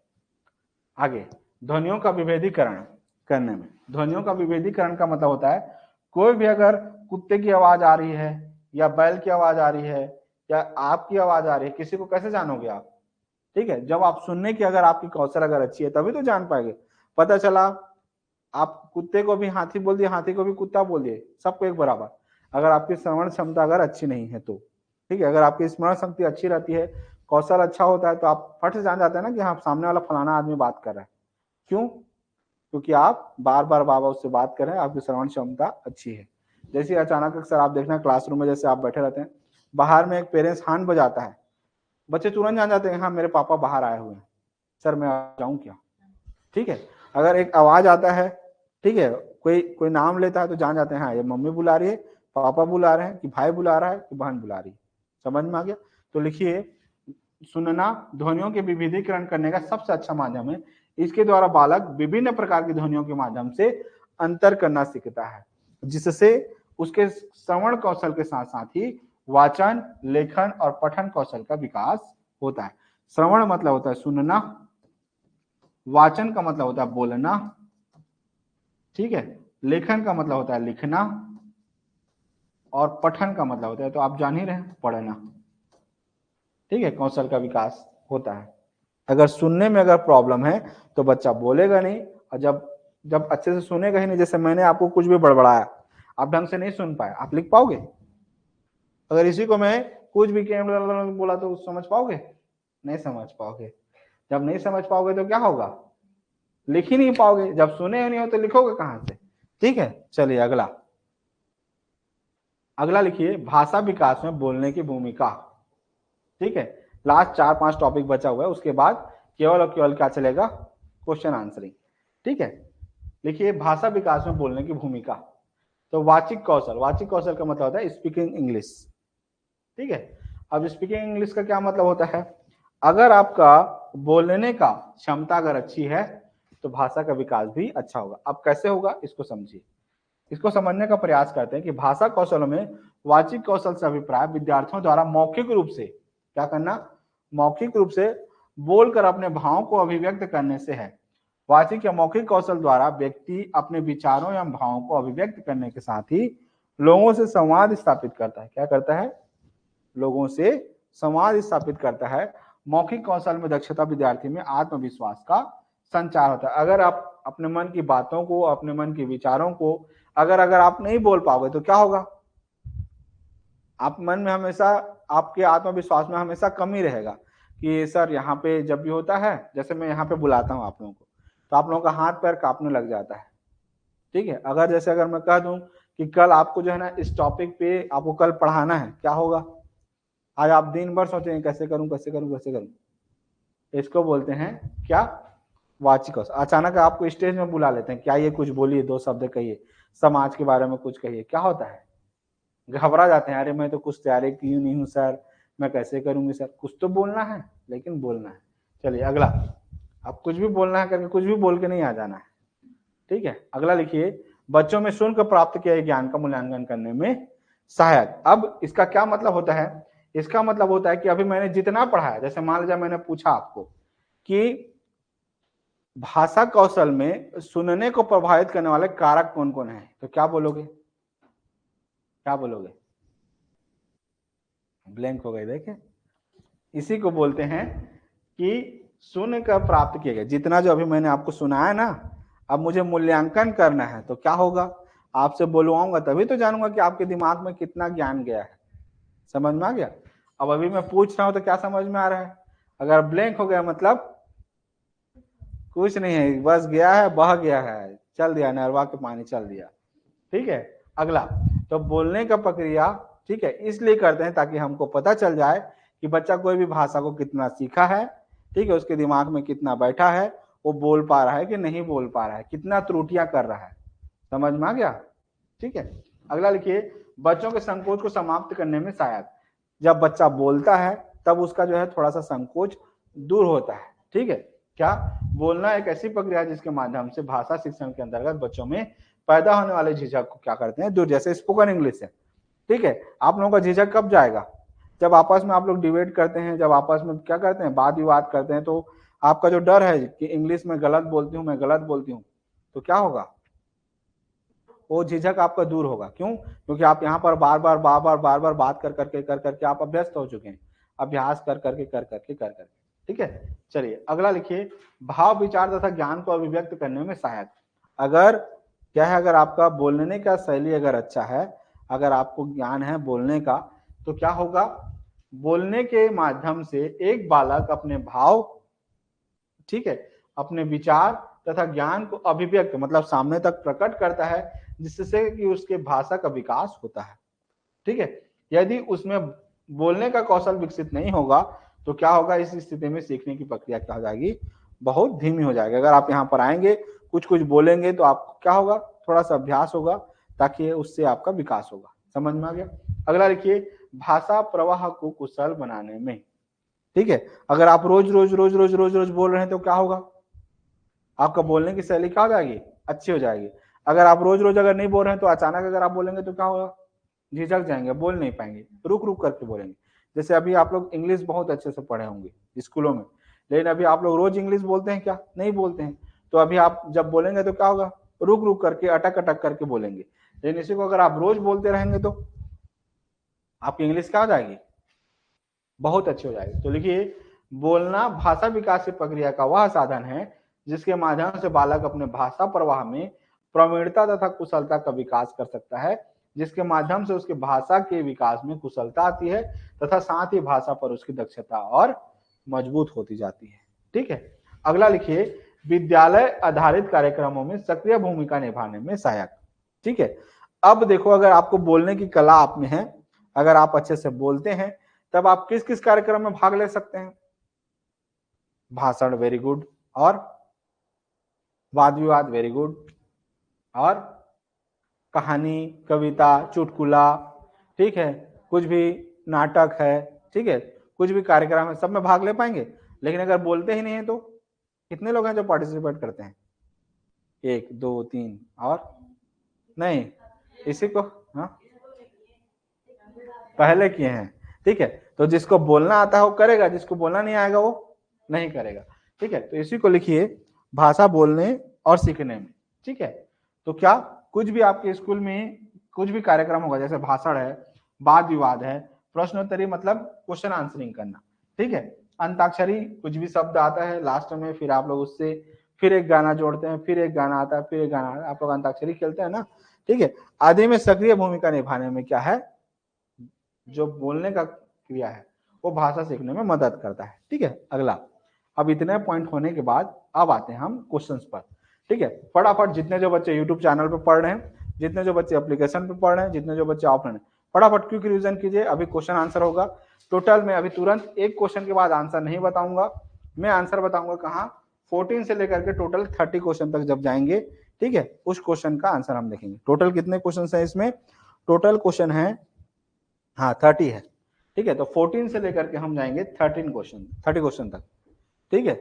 शुरू से लेकर के आंसर अपने कॉपी में, जितने जो बच्चे हैं यहाँ जो बैठे हुए हैं, फटाफट कॉपी को रिवीजन कीजिए, जितना जो अभी आपने लिखा होगा, और अपने कॉपी में लिख लीजिए 14 15 16 17 ऐसे करते करते 30 तक लिख लीजिए। और आपके आंसर अगर ए है तो ए लिखिए, बी है तो बी लिखिए, सी है तो सी लिखिए, डी है तो डी लिखिए, जो है आप लिखिए। 1 लिखना है, 2 लिखना है, 3 लिखना है। और जैसे ही 30 पहुंचेंगे, सबको लिखने के बाद मैं लास्ट में आपको आंसर दिखाऊंगा। क्या करूंगा? लास्ट में आंसर दिखाऊंगा, और आप चेक करना कि 14 से लेकर के 30 तक में आपके कितने क्वेश्चन सही हैं और कितने क्वेश्चन गलत हैं। मैं इस बार पैटर्न को थोड़ा चेंज कर रहा हूं, क्योंकि बहुत बार क्या होता है, आप लोग केवल तुक्का मार देते हैं, आप लोग कितना ज्ञान अर्जित किए हैं ये पता नहीं चलता था। इसलिए आज मैं थोड़ा सा पैटर्न को चेंज किया हूं, ठीक है, कि आप लास्ट में आंसर देंगे। अच्छा, इसके पीछे कारण और क्या है, जब आप इस वीडियो को जब 1 महीना 2 महीना बाद जब दोबारा देखेंगे, तो आप खुद प्रैक्टिस कर पाएंगे कि आप कितना सही कर रहे हैं।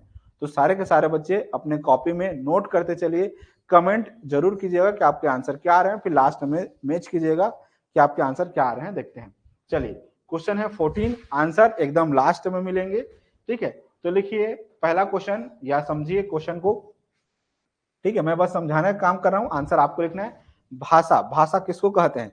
ऑप्शन दिया हुआ है, जानने का अर्थ और उसका व्याकरण जानना है, सीखने सिखाने में पाठ्य पुस्तकों का विशेष महत्व होता है, ठीक है। उसके बाद जीवन के विभिन्न स्थितियों को साधती है, व्याकरण पर ही आधारित होती है। तो इस 4 में से कौन सा आंसर है? 14 के सामने लिखिए, कमेंट करके भी बता सकते हैं कि 14 का आंसर क्या होगा, फिर लास्ट में अपने कॉपी में आप मैच कीजिएगा। समझ में आ गया? ठीक है, क्या होगा आपने लिख लिया सारे के सारे बच्चे कि 14 का आंसर क्या होगा। अगला 15 का लिखिए, भाषा की कक्षा में कहानियां, क्या भाषा की कक्षा में कहानियां क्या महत्व अदा करती है? इसको देखिए, मनोरंजन का साधन है कहानी, पाठ्य पुस्तक का एक पाठ है, विभिन्न प्रकार की भाषाई संरचना और चिंतन विकास की संभावनाएं लिए होती हैं, ठीक है। भाषा कौशल के विकास का एक मात्र साधन है। तो इसमें से कौन सा आंसर होगा? 2013 का प्रश्न है, आंसर बताइए क्या होगा भाषा की कक्षा। आप लोग जो बच्चे YouTube चैनल पे पढ़ रहे हैं वो लोग कमेंट करके बताइएगा, और साथ ही साथ अपने कॉपी में लिखते जाइएगा कि इसका आंसर क्या होगा। तो भाषा की कहानी, सारे के सारे बच्चे आंसर बताइए। उसके बाद नेक्स्ट लिखिए, उच्च प्राथमिक स्तर पर, फरवरी 2014 का प्रश्न है, ठीक है, और इसके आंसर बताइए कि क्या होगा। उच्च प्राथमिक स्तर पर हिंदी भाषा विकास के लिए कौन सी गतिविधि उपयोगी नहीं हो सकती? कौन सा, क्या कौन सी गतिविधि जो है उपयोग के लिए है ही नहीं? क्या मुहावरे के अर्थ लिखकर वाक्य बनाना, सूचना, डायरी लेखन, विज्ञापन लेखन आदि का कार्य करवाना, पढ़ी गई कहानियों का समूह में नाट्य रूपांतरण करना, विज्ञापनों, पोस्टरों, साइन बोर्ड और भाषा के अन्य उपयोगों का विश्लेषण करना। कौन सा ऐसा माध्यम है जो उच्च प्राथमिक स्तर पर हिंदी भाषा विकास के लिए कौन सी गतिविधि उपयोगी नहीं हो सकती? ठीक है, तो इसके आंसर, ठीक है, सब एक दूसरे से मिलता जुलता लग रहा है, कंफ्यूजन हो रहा होगा आपको, लेकिन आप लोग अपना आंसर लिखिए और लास्ट में मैच कीजिए कि आपके आंसर सही है कि गलत है। ठीक है, चलिए आप लोगों ने लिख लिया, जल्दी सोचिए कि क्या होगा। उच्च प्राथमिक स्तर पर हिंदी भाषा विकास के लिए कौन सी गतिविधि उपयोगी नहीं हो सकती? मुहावरा के अर्थ लिख करके वाक्य बनाना, ठीक है, सूचना, डायरी लेखन, विज्ञापन लेखन आदि का कार्य करवाना, पढ़ी गई कहानियों का समूह में नाट्य रूपांतरण करना, विज्ञापनों, पोस्टरों, साइन बोर्ड और भाषा के उपयोगों का विश्लेषण करना। कौन सा नहीं है ये पूछ रहा है, आंसर लिख लिए होंगे, आगे बढ़ते हैं। ठीक है, 17वां का आंसर क्या होंगे इसका बताइए। उच्च प्राथमिक स्तर पर यह जरूरी है कि बच्चे भाषा के आकलन के लिए की जाने वाली सभी गतिविधियों में समान रूप से हिस्सा लें।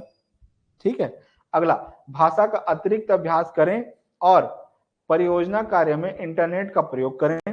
ठीक है, अगला, समाचार पत्र में छपी किसी खबर, लेख का कही गई बात का क्या निहितार्थ समझ सकें, अपनी पाठ्य पुस्तक के सभी पाठों का अभ्यास कर सकें।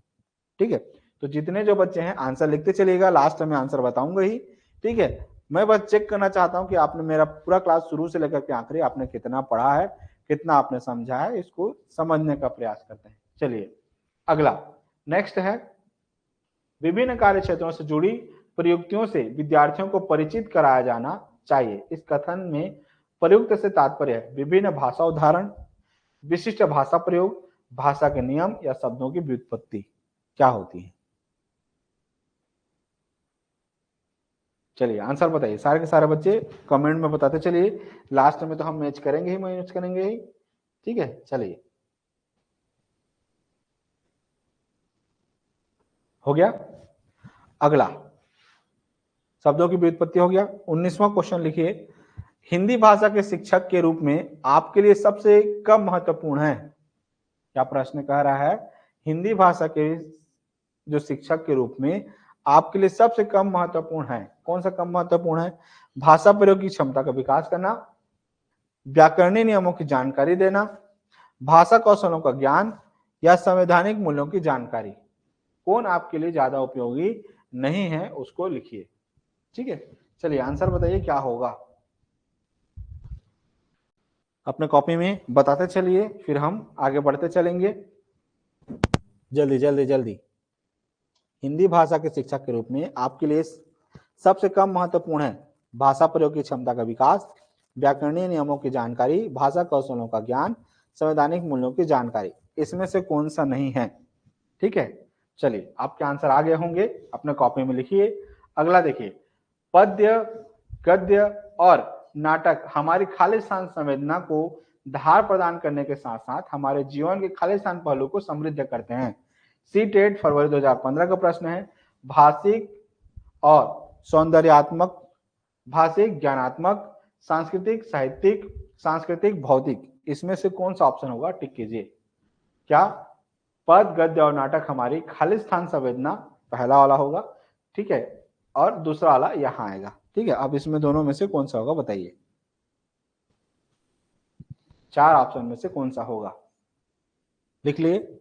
आगे बढ़ूं, अगला लिखिए, हिंदी भाषा की बारीकी को सही रूप में समझने की क्षमता का विकास करने के लिए आप क्या करेंगे? क्या हिंदी भाषा की बारीकी को सही रूप में समझने की क्षमता का विकास करने के लिए आप क्या करेंगे? सीटेट फरवरी 2015 का प्रश्न है। हिंदी भाषा के विभिन्न प्रयोगों से युक्त सामग्री उपलब्ध कराना, संस्कृत निष्ठ हिंदी भाषा से युक्त सामग्री उपलब्ध करना, हिंदी भाषा के प्राचीनतम प्रयोगों से युक्त सामग्री उपलब्ध कराना, गुण अर्थ वाली भाषा से युक्त सामग्री पढ़वाना। तो इसमें से कौन सा आंसर होगा, इसका आंसर बताइए क्या होगा। देखते हैं कितना आंसर आप लोगों का लास्ट में सही होता है, चेक करिएगा। ठीक है, लिख लिया आप लोगों ने सारे के सारे बच्चे। चलिए लास्ट अगला देखिए, किसी रचना के बारे में स्वतंत्र राय बनाने का आत्मविश्वास विकसित करने के लिए आवश्यक है। ठीक है, कवि और कविता बोध, साहित्य बोध और ऐतिहासिक बोध, साहित्य बोध और छंद बोध, भाषा बोध और साहित्य बोध, इसमें से कौन सा आंसर होगा, अपने कॉपी में बताइए। 22 का आंसर क्या होगा, सारे के सारे बच्चे नोट कीजिए। ठीक है, सीजीटेट सितंबर 2015 का प्रश्न है, लिख लिए, समझ गए। आगे बढ़ूं, अगला, वाणी और लेखन में मूल अंतर यह है कि लिखित भाषा खालिस्तान स्तर पर देखी जाती है और खालिस्तान होती है। क्या प्रश्न पूछ रहा है, वाणी और लेखन में मूल अंतर यह है कि लिखित भाषा खालिस्तान स्तर पर देखी जाती है और खालिस्तान होती है। चेतन स्वाभाविक, अचेतन स्वाभाविक, अचेतन कालबद्ध, सचेतन कालबद्ध। क्या होगा नोट कीजिए, ऑप्शन बताइए क्या होगा 23 का। चेक कीजिए अपने ज्ञान को, आपकी लिसनिंग पावर को देखिए कि आपने कितना सही सीखा है। आंसर दे पा रहे हैं? अभी आंसर जब देंगे तो समझ में आएगा, ठीक है।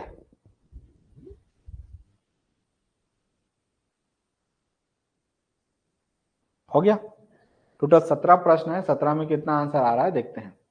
भाषा नियम द्वारा नियंत्रित खाली स्थान का माध्यम भर नहीं है, बल्कि यह हमारी सोच को भी निर्मित करती है। सीटेट फरवरी 2016 का प्रश्न है। सौंदर्य बोध का, संस्कृति का, संप्रेषण का या कला का? क्या होगा आंसर? बताइए आंसर क्या होंगे।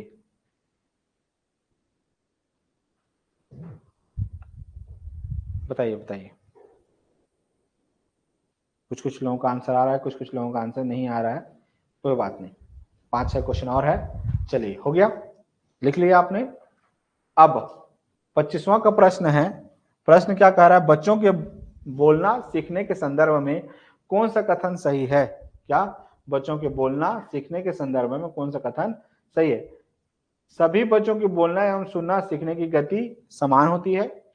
अपनी भाषा से इतर भाषाओं को सुनने के लिए मना करना चाहिए। ठीक है। बच्चों को प्रारंभ से ही शुद्ध उच्चारण के प्रति सचेत रहना चाहिए। बच्चों को सुनने और बोलने के अधिक से अधिक अवसर देने चाहिए। क्या होगा? हो गया। चलिए अगला 26वां प्रश्न और 27वां एक साथ दिखा दे रहा हूं। भाषा सभी विषयों के खाली स्थान में है। सीटेट दिसंबर 2018 का प्रश्न है। अध्यायों, केंद्र और प्रारंभ या पढ़ने? भाषा सभी विषयों के खाली स्थान में है, अध्यायों, केंद्र, प्रारंभ और पढ़ने में। ठीक है। अगला 27वां प्रश्न। गद्य रचना को पद्य में रूपांतरित करना और पद्य को गद्य में रूपांतरित करना खाली स्थान में सहायता करता है। भाषाई संचारों पर अधिकार, भाषा व्याकरण पर अधिकार, साहित्य के सर्वोच्च उत्सृजन और अभ्यास प्रश्नों को गणना। तो 26 और 27 का आंसर लिख लिया आप लोगों ने। तुक्का नहीं मारना है, समझना है। ठीक है। क्या होगा? भाषाई संचारों पर अधिकार, भाषा व्याकरण पर अधिकार, साहित्य के सर्वोत्कृष्ट सृजन, अभ्यास प्रश्नों को गणना। क्या होगा इसमें से आंसर? सारे के सारे बच्चे बताइए।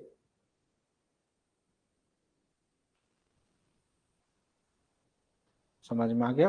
कितना होगा आंसर? बताइए बताइए।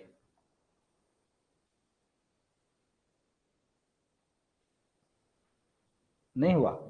बन गया ना? अगला लिखिए। अगला प्रश्न 28वां का थोड़ा सा बड़ा है। ठीक है। देखिए,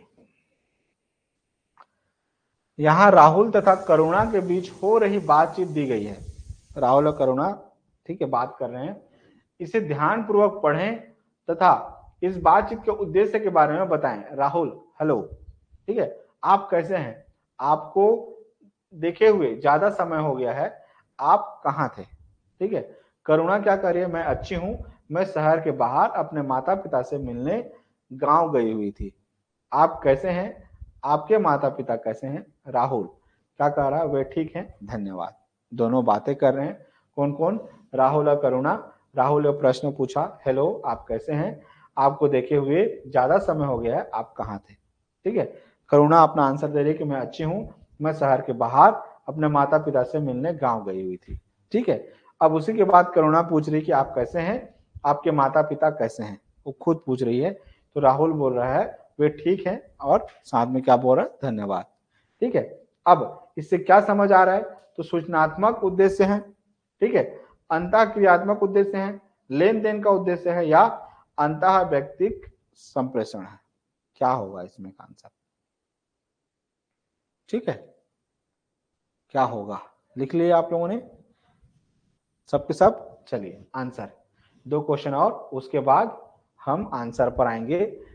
एक 1.5 से 2.5 वर्ष के बीच के बच्चों की शब्दावली जब 200 से 250 शब्दों और 2 शब्दों के उच्चारण तक पहुंचती है तब इसे खाली स्थान कहा जाता है। ठीक है, क्या 1.5 से 2.5 वर्ष के बीच के बच्चे की शब्दावली जब 200 से 250 शब्दों और 2 शब्दों के उच्चारण तक पहुंचती है तब उसे खाली स्थान कहा जाता है। टेलीग्राफिक भाषा, व्याकरणिक रूप, ओवर क्या रेगुलराइज और वार्तालाप। क्या होगा इसका आंसर? तुक्का मार लीजिए, क्योंकि इसको आपने पढ़ा ही नहीं है तो आप जान पाएंगे नहीं, इसीलिए तुक्का मार दीजिए। ठीक है, और आंसर बताइए। ठीक है, अभी लास्ट में आप आंसर देखेंगे ही। ठीक है, और फिर हम चेक करेंगे कि आपके कितने आंसर सही हैं। ठीक है, 30वां का प्रश्न है। क्या प्रश्न है देखिए, निम्नलिखित में से कौन सा एक भाषा के विकास को बढ़ावा नहीं देता है? ठीक है, क्या रोमांचकता को व्यक्त करने में भाषा का प्रयोग करना, घटनाओं तथा वार्तालाप आरंभ से अंत तक बनाने के लिए भाषा का प्रयोग करना, सामाजिक संपर्क बनाने और उनको निरंतर बनाए रखने के लिए भाषा का प्रयोग करना। ठीक है, सामाजिक वर्गीकरण हेतु भाषा का प्रयोग करना। तो क्या समझ में आया? निम्नलिखित में से कौन सा एक भाषा के विकास को बढ़ावा नहीं देता है? रोमांचकता को व्यक्त करने में भाषा का प्रयोग करना, घटनाओं तथा वार्तालाप आरंभ से अंत तक बनाने के लिए भाषा का प्रयोग करना, सामाजिक संपर्क बनाने और उनको निरंतर बनाए रखने के लिए भाषा का प्रयोग करना, सामाजिक वर्गीकरण हेतु भाषा का प्रयोग करना। तो इसमें से कौन सा ऑप्शन होगा? चलिए, नोट कर लिया आपने? कहाँ नहीं लिखे हो? दिखा कॉपी। हाँ, तुक्का मार रही है। ठीक है, चलिए अभी आंसर मैच करेंगे। सबका सब हो गया? चलिए अब आंसर मैच करते हैं। ठीक है, टोटल आपके पास इतने क्वेश्चंस दिए हुए थे। ठीक है, यहाँ पर मैं आंसर मैच कर रहा हूँ, आंसर बताइएगा।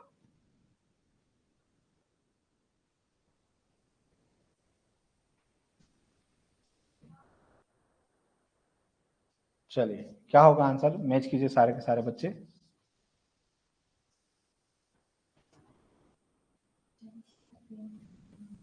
क्या चीज? हाँ, मैच कीजिए सारे के सारे बच्चे। 14 से लेकर के आपका 30 तक आंसर, सारे के सारे बच्चे। और सारे के सारे बच्चे अपना आंसर के साथ साथ बताइए कि आपका कितना क्वेश्चन सही हुआ है। ठीक है, टोटल कितने क्वेश्चन है? 17 क्वेश्चन। 17 में से कितना आपका सही है इसको बताइए।